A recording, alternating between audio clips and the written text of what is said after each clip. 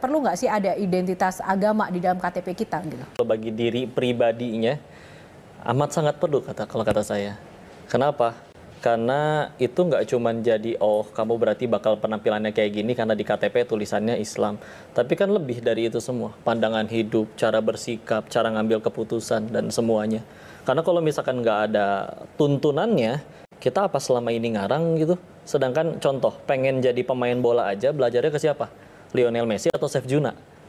Jelas Lionel Messi gitu kan. Kecuali kalau pengen jadi koki ya belajarnya ke itu. Sedangkan kalau saya dulu mikirnya mati bakal, sukses pengen, mulia pengen, nggak cuma di dunia tapi bahkan di setelah kematian, bahagia juga pengen. Tapi orang tua tahu nggak di Thailand jadi bandar judi? Pada akhirnya tahu.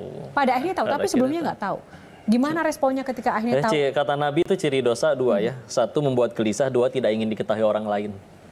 Maka kalau kita nggak pengen ngasih tahu sesuatu, makanya yang selingkuh, makanya yang para maling di negeri ini nggak ada yang jujur kan. Karena nggak mungkin, alhamdulillah berhasil nyuri uang rakyat 1 miliar kan nggak mungkin. Kan nggak mungkin diupdate di status. Ya nggak? Waktu kita masih janin, udah perlu rezeki. Sholat nggak bisa, makan sholat nggak bisa, kerja nggak bisa. Tapi ibu kita makan sate, pecel, jengkol, pete dan segala macam diolah. Tubuh ngerti mana yang vitamin, mana yang ampas harus dibuang. Dialirin ada yang ke ibunya, ada yang ke si janin. Pertanyaannya, itu janin yang nyari rezeki atau rezeki yang datengin janinnya? Rezeki yang datengin janinnya. Terus kamu udah gede, hey, bisa kerja, bisa sholat, bisa minta, bisa sujud minta pada Tuhanmu, segitu ragunya sama Allah. Si akal yang dibangga-banggakan kayak, ih aslinya saya teh bodoh ya, masa kayak gitu aja nggak kepikiran. Yang biasanya dapat uang banyak sekarang nggak dapat.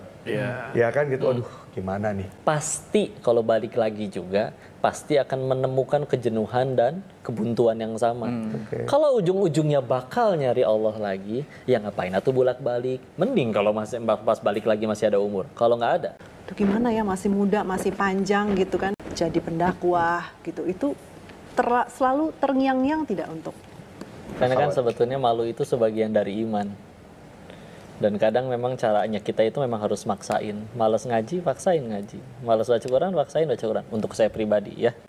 Karena memang bagi saya lebih baik untuk memaksakan diri ke surga daripada sukarela ke neraka.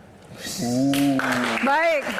Tapi gue ngeliat ada teman gue yang tiba-tiba hijrah, teman gue yang tiba-tiba jadi rajin sholat. Itu tuh gue kayak, lo ngapain sih pada kayak gitu? Ya makanya kan tadi ketika dibilang maksiat ada nikmatnya, terus ibadah juga ada nikmatnya sebetulnya. Selagi kita masih di tengah-tengah, dua-duanya nggak akan nikmat. Seumur hidup, seluruh keinginan dikabul. Tapi nggak ada satupun perbuatanmu yang jadi amal. Meninggal bawa apa? Mau berhenti sekarang atau enggak? Karena saya yakin suka tidak suka, mau tidak mau kita butuh Allah. Tapi kan pilihannya dua. Mau datang dengan sukarela atau harus diseret dulu? Iya, Oke.